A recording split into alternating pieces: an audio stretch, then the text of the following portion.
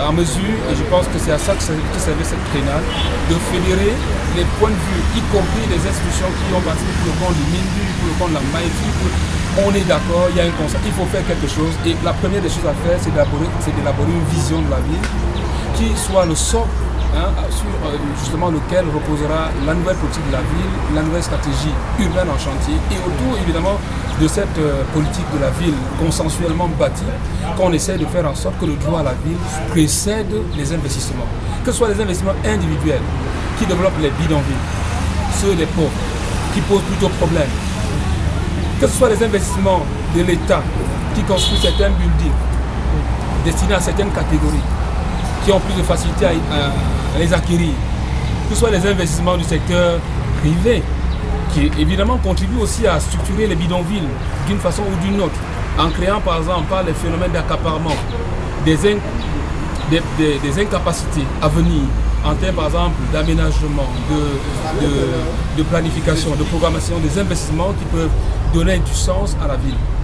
L'ensemble de ces investissements, tant qu'ils ne sont pas coordonnés, encadrés, donc tant qu'on n'a pas anticipé sur la planification, sur la gouvernance des villes, malheureusement on ne résoudra pas les problèmes. Ça c'est la deuxième chose qu'on peut retenir. Et puis la troisième chose, c'est que tout le monde est d'accord que les quartiers spontanés ce n'est pas bien.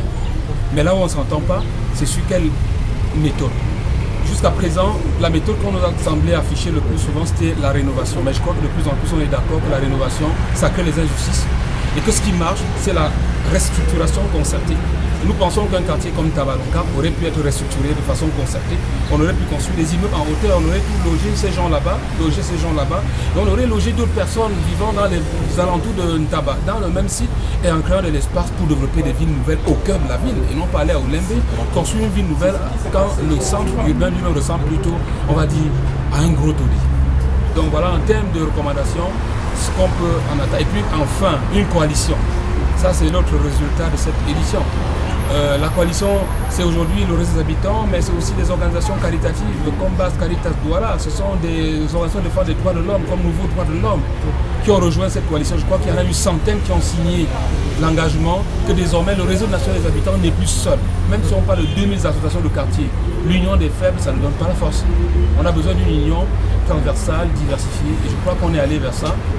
La suite, c'est demain une réunion stratégique de cette coalition pour ensemble nous répartir les rôles et nous mettre au travail. D'accord. C'est la dernière question que je vous pose.